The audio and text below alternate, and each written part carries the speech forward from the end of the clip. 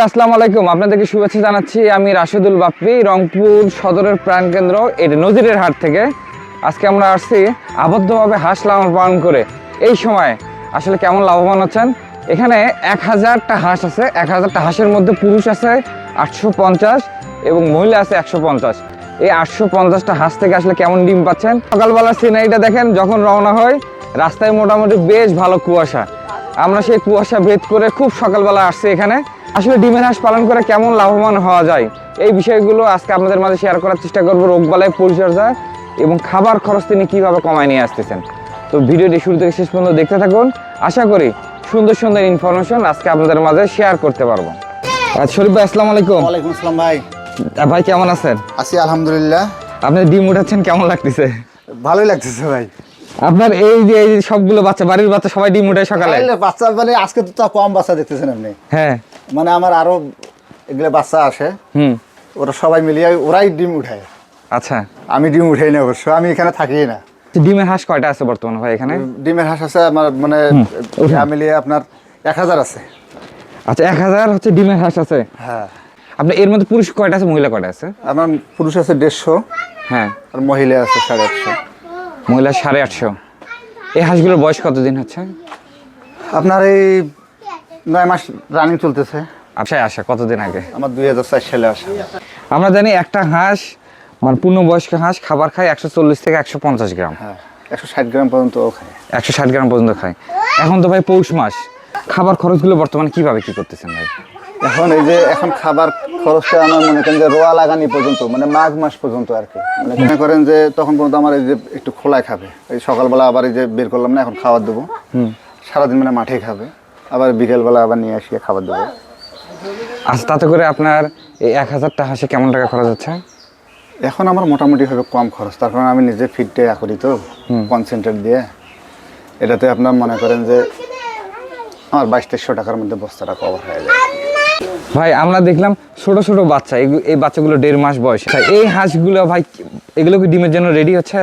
হ্যাঁ, এগুলা ডিমের জন্য বলছে কি, এখানে আমার শুধু মানে ওখানে আমার ওই হাঁসগুলোর মধ্যে ওই বাচ্চা যেগুলো দিলেন আপনি, ওখানে আমার আছে 200 শুধু হাঁসা আছে মানে ছেলে, আর বাকি 1400 কিন্তু ওই যে মেয়ে আছে। হয়েছিল তখন মনে করেন ডিমের সাইজ ছোট। হ্যাঁ, ডিমের সাইজ ছোট হলে তো বাজার কম হয়। তখন আপনার মনে করেন যে ডিম বিক্রি করছেন 13 টাকা। 13 টাকা, এই 14 টাকা, 14.5, এই 15। আমার ভিডিওতে অনেকে কমেন্টস করে আমি নাকি ভাই গুজব ছড়াচ্ছি, আমি নাকি আউল ফাউল কথা মানুষের মাঝে আসলে শেয়ার করতেছি, হাসে নাকি ওইভাবে লাভই নাই। এটা কি ভাই আসলে বাস্তব? ভাই যদি লস হইতো তাহলে তো মানে আমার এখানে ইনভেস্ট কত টাকা হয় জানেন আপনি? এখানে আমার ইনভেস্ট হয় 18 থেকে 20 লক্ষ টাকা। তাহলে এটা আমি যদি আপনার ধরেন, আমি মনে করেন যে আমার কোনো ক্যাশ নেই, আমি কিন্তু আমার বাবার 1 টাকাও কিন্তু আমি এখানে ইনভেস্ট করিনি। এবং আমার কিন্তু অন্য কোনো যে আমি জমি আবাদ করে নিয়ে এসে ঢুকি তাও কিন্তু না, আমি কিন্তু কোনো আবাদ করি না। আমার টোটালে কোনো আবাদ নাই, যা আছে সম্পদ আছে আল্লাহ দিয়েছে। মানে এখনও ওগুলো আমার ওই ভাই বাবা ওরা আবাদ করতেছে, কিন্তু আমি ওখানে যাইনি। আমি এইটা নিয়ে পড়িয়েছি, আর আমার পাশাপাশি পুকুরে মাছ। তো যাই হোক, যদি ওইটা ওইভাবে যদি আমি ধরা খাইতাম তাহলে তো আমার এখানে মানে যদি আমি ঋণও করি, ঋণটা আমি ঋণ করি, আমি এর আগে আমি বলছি কিন্তু যে ভাই আমি ঋণ করিয়ে করছি। তো যাই হোক, হাঁসগুলো টানা কতদিন পর্যন্ত ডিম পাবো আমরা? ভাই এটা আমি 16 মাস পর্যন্ত পাবো, মানে জন্ম থেকে পর্যন্ত মনে করেন যে আপনার 20-22 মাস থাকবে আর কি। আর জন্ম থেকে 20-22 মাস থাকবে। এরপরে এই হাঁসগুলো ভাই কিভাবে? এটা আমার বিক্রি হয়ে যাবে, পাইকার আসি নিয়ে যাবে। এই হাঁসগুলো রেডি করতে 7 লাখ টাকা খরচ হলো। যখন আমরা 22 মাস পরে এগুলো আমরা রিজেক্ট করে দেবো, তখন এগুলো কেমন দাম হবে ভাই? তখন আপনার মানে পাশাপাশি হবে কিছু। তো সব আপনার যেটা ইনভেস্ট হয়েছে ওইটাই যে আপনি পাবেন তা তো না। আপনার দেখা গেছে যে আপনার 700 টাকা খরচ হচ্ছে, আপনার 600 টাকায় বিক্রি করতে হবে। তাই 100তে আপনার 10,000 টাকা মাইনে দিতে হবে। তো 1000 আসে আপনার 1 লক্ষ টাকা নাই মনে করেন, আমার মোটামুটি 6 লাখ টাকা বিক্রি করা যাবে। 6 লাখ টাকা বিক্রি করা যাবে। আমরা যারা শুরু করবো ভাই, নতুন যারা আছে, আমরা কি একদিনের বাচ্চা দিয়ে শুরু করা ভালো না ভাই ডিমের মুখোমুখি হাঁস দিয়ে শুরু করা ভালো? একদিনের বাচ্চা দিয়ে শুরু করে যে আপনি ডিমের জন্য যদি করেন, তাহলে আপনার একদিনের জন্য বাচ্চাটা নিয়ে করলে ভালোটা কী কারণে, তখন আপনি প্রোডাকশনটা যথাসময়ে পাবেন এবং সব যেহেতু আপনি নিজে পরিচর্যা করবেন, সেক্ষেত্রে আপনার মনে করেন যে হবে রেজাল্ট ভালো পাবেন আপনি। যখন আপনি ওই যে কিনে নিয়ে আসবেন পাড়ির কাছ থেকে, তখন দেখা যাবে যে আপনার অনেক সময় হয় করে দেয় আর কি, কম বেশি বাচ্চা দেয়। একটা বাচ্চা মনে করেন যে আপনার একটা হাঁস দিচ্ছে আপনার মনে করেন 3 মাসের, আর একটা দিচ্ছে আপনার মনে করেন যে 4 মাসের। তাহলে এই যে 3 মাস আর 4 মাসের বাচ্চা, 1 মাসের তো ব্যবধান। তো এখন মনে করেন যে আপনি 1000 হাঁস নিচ্ছেন, আপনার 500 দিচ্ছে মনে করেন যে 4 মাসের, আর 500 দিচ্ছে আপনার 3 মাসের। আপনার যেটা ওই 4 মাসেরটা দিচ্ছে ওইটা আগে ডিম শুরু করলো, আবার পরে যেটা দিচ্ছে এটা তো আপনার ডিম শুরু করে নেই, ওটা তো আরও 1 মাস পরে ডিম শুরু করবে। তখন 4 মাসেরটা নিয়ে এসে আপনি যদি 5 মাসেও ডিম পান, আর বাকি 500 তো আপনার মনে করেন যে 6 মাসে যা ডিম পেলেন আপনি, তাহলে আপনার কি পার্সেন্টেজ ঠিক থাকবে? পার্সেন্টেজ ঠিক থাকবে না। আরও একটা ব্যাপার হয়, এক ভাই আপনার রেডি হাঁস মানে ডিমের মুখোমুখি হাঁস নিছে, উনি 500 হাঁস নিছে, 500 হাঁসের মধ্যে 300টা আপনার ডিম দেয়, বাকি 200টায় ডিম দেয় না। লোকটার খুব মন খারাপ। এই কিছু কিছু মানুষ প্রতারণাও করতেছে, বুঝছেন? হ্যাঁ, এটা ওই তো বললাম ভাই আপনার, ওইটা আপনি যদি যখন আপনি ওইভাবে করে নেবেন তখন আপনার এটা হবে ভাই, আপনি বুঝতে পারবেন না, তো ওইভাবে বুঝতে পারবেন না। আপনি ডিমের মুখোমুখি যে হাঁস, ওই যেমন আমার এখানে আছে, আপনি আসিয়া দেখছেন, এর আগে গততে যখন আসলেন আপনি, আমার 2200 হাঁস, ওখান থেকে যারা নিয়ে গেছে তারা কিন্তু কেউ প্রতারিত হয়নি। বলি আমার এই বাচ্চাগুলোকে কিন্তু আমি সর্দির জুসটা করাইছি, সালমোনেল এখনো করাইনি, সর্দির জুসটা করাইছি। তার যে আপনার একটা ডাক প্লেগ পড়ছে, আপনার আবার আর একটা ডাক কলেরা পড়ছে, যেহেতু শীতের একটা প্রভাব আছে। হ্যাঁ, পৌষ মাস ডিসেম্বর মাসটা তো শীতের মনে করেন যে, যেমন এই গতকালকে থেকে মোটামুটি শুরু হয়ে গেছে শীত। তো যাই হোক, এখানে ওই কারণে আমি আগাম নিছি, একটা সাপোর্ট নিছি, যার কারণে বাচ্চাগুলো যেন আমার সুস্থ থাকে আর কি। এবং আপনি দেখলেন তো বাচ্চাগুলো মোটামুটি হবে, আপনার কি কোনো মনে হয়েছে যে অসুস্থ? না না না, খুব চঞ্চল। তো যাই হোক, আরও আর একটা ডাক প্লেগ পাবে, আর একটা কলেরা পাবে। তো আমার মোটামুটি হবে হাঁসগুলো কিন্তু রেডি হয়ে যাবে, 60 দিন বয়স যখন হয়ে যাবে মোটামুটি হবে রেডি হয়ে যাবে। আর শরীফ ভাই, আর একটা কথা আপনাকে জানতে চাই, 1 দিন বয়সের বাচ্চা থেকে এই হাঁসগুলো আমরা 22 মাস আমরা রাখতে পারতেছি ভাই। সেটা আমরা মাঝখানে অল্প কিছু খাবার দিচ্ছি এবং আমরা এই হাঁসগুলোকে মাঠে দিচ্ছি, আবার কিছু সময় আমরা মাঠে ছাড়তে পারছি না, আবদ্ধভাবে পালন করতেছি। খাবার খরচ দিয়ে ভাই সব মিলে আমরা এই 22 মাসে আমরা কেমন টাকা লাভ করতে পারছি ভাই, সব খরচ বাদ দিয়ে, শ্রমিক টুমিক সব খরচ বাদ দিয়ে। এই জন্য তো আমি যেটা এখন যেটা আমার বেশি হচ্ছে, এটা কিন্তু আমি আবার যখন কম হবে তো ওখানে আমি মানে অ্যাভারেজ করি, গড় করি কিন্তু। তো তখন ধরেন আমার মনে করেন এখন যদি আমার আসে মনে করেন যে 3000, তখন আমার যদি আসে 2000, তো আমি অ্যাভারেজে 2000 পেয়ে ধরি, ঠিক আছে? তো 2000 হইলে আমার মনে করেন যে ওই 60,000, তাই না? এখন যদি আমার 5000 আসে, তাই তখন 5000 আসলে এখন তো আমার 3000 আসতেছে, হিসাব তো তাই না? তা আমাকে এটা তো গড় করতে হবে। এখন আমি যদি এখন যেটা পাইছি আমি 5000 করি, আমার মাসের 1.5 লাখ, এটা আমার ধরলে তো হবে না ভাই। এই জন্য আমি মাসে যেটা হিসাব ধরি, সব খরচ মিলিয়ে যায় আছে। আমি মনে হয় গততেও আপনাকে বলছিলাম কি না আমি জানি না, যে আমার 90 থেকে 1 লাখ টাকা টেকে মাসে যদি আমরা ধরি ভাই, এগুলো আমরা কয় মাস 90,000 করে পাবো? এটা আপনার 16 মাস পাবেন। 16 মাস আমরা 16 গুণন 90, প্রায় 14.5 লাখ টাকা। এখন ওইটা যে আপনি যেটা হিসেব করলেন, এখন তার আগে যেটা কাজ হচ্ছে, যেমন আমি এই হাঁসগুলোকে মানে খাওয়ার যেটা আছে, খাওয়ারটা আমি নিজে মেনটেন করি, এবং দেখাশোনা যেটা সেটা আমি কিন্তু নিজেই করি, এবং ওষুধ যেটা আছে সেটা আমি নিজে মেনটেন করি।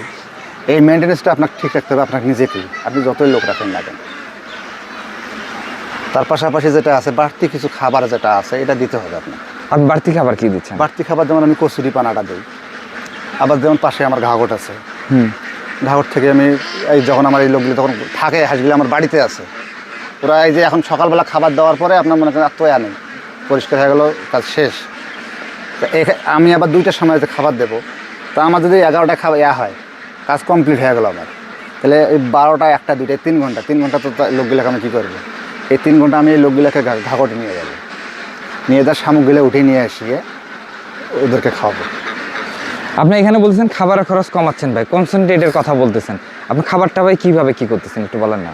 এখানে আমার যে কনসেন্ট্রেটের মধ্যে আপনার সব থাকে মোটামুটি, আপনার lysine, choline, toxin, methionine, enzyme, salmonella, মানে সবগুলোই আছে। তারপরে আপনার লাইমস্টোন আছে, তারপরে আপনার এই যে সয়াবিন খৈল আছে, রাইস পালিশ আছে, সবগুলো মিলিয়ে একটা কনসেন্ট্রেট। কারণ এখানে আমি বাড়তি আবার যেটা করে কি, আপনি যদি এখন ওইটাই শুধু আর নিয়ে এসে যদি আপনি দেন তাহলে কিন্তু, তার পাশাপাশি আপনার বাড়তি কিছু এখানে আবার এই খাবারের সঙ্গে যোগ করতে হবে। আচ্ছা, অনেক কিছু ব্যাপার থাকে, কি বলো, কারো যদি এ ধরনের খাবার ম্যানেজমেন্টের দরকার হয়, নিজে এসে দেখা উচিত, আসলে সেক্ষেত্রে অভিজ্ঞতা হবে। আর ভিডিওতে তো সবকিছু একবার উঠে ধরা যায় না। হ্যাঁ এত খোলামেলা বললে মানে ব্যবসায়ের বড়ি ব্যবসায়ী একটা কথা আছে কিন্তু। হ্যাঁ, এটা হচ্ছে ঘটনা। আর কি বলছো ভাই, আমরা খাবার দাওয়া একটু পরে দেখাবো, খালি কয়টা ডিম পাইছেন ভাই ওটা একটু আজকে আমরা দেখে আসি আমাদের এখানে। আচ্ছা, পুরুষ মহিলা এইভাবে দেওয়ার কারণ কি ভাই? এটা এই ডিমটা আমার এই যে কইলাম এই যে এই মাসের আজকে 21 তারিখ না, 21 তারিখ আজকে। এই হ্যাঁ। 25 তারিখ থেকে আমার ডিমটা মানে হেসারিতে যাবে, মানে বাচ্চা ফুটাবে এখন। আচ্ছা, এই জন্যই কি ওখানে চলে আসছে? ডিমগুলো কোথায় রাখা ভাই? ডিমগুলো আমার ওই যে এটা আসেন আমি দেখাচ্ছি আপনার ডিমগুলো না।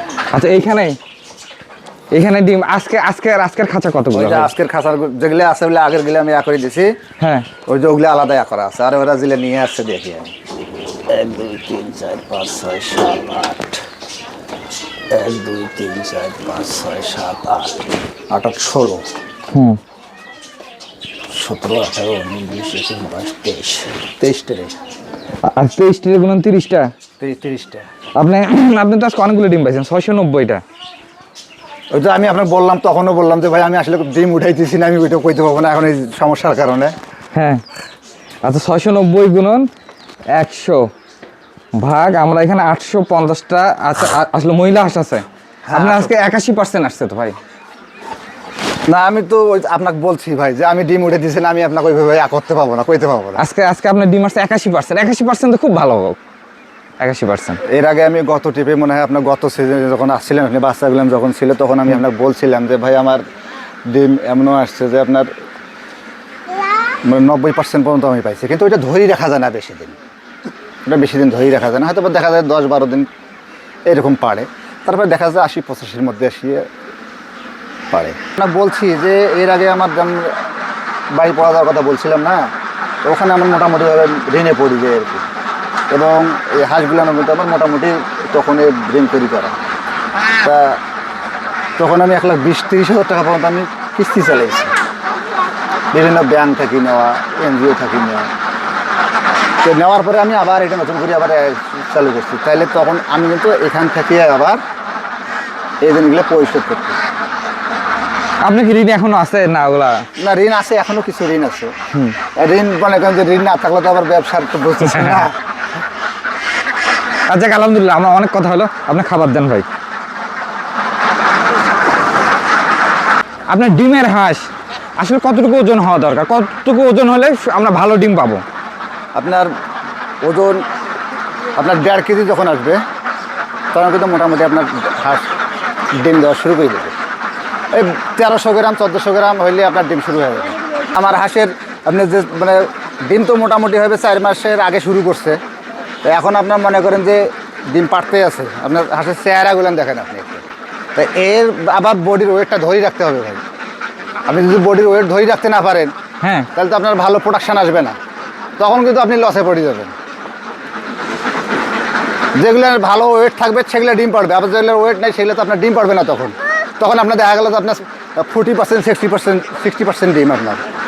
আমরা তো লাভের কথা শুনলাম ভাই, হাঁস পালনে লস হওয়ার কারণ কি কি হইতে পারে বা কি কি ভুল করলে আমরা হাঁস থেকে লস করতে পারি? আপনার অভিজ্ঞতা অনুযায়ী শেয়ার করে দেন। আপনি যদি ওইটা আপনার যখন যদি আপনি জিরো বাচ্চা নিয়ে আসেন, জিরো বাচ্চা নিয়ে আসলে আপনার বোর্ডিংয়ের একটা ব্যাপার আছে এবং ওখানে কিছু ওষুধপাতির ব্যাপার আছে।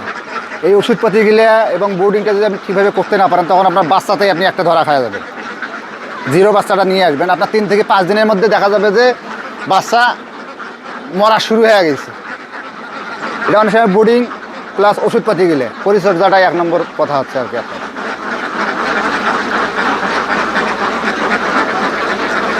এবং তার পাশাপাশি আপনার ভ্যাকসিনটা করাইতে হবে, ডাক কলেরায় ভ্যাকসিনগুলো করাইতে হবে, তা না হলে তো আপনি মানে টিকতে পাবেন না ভাই।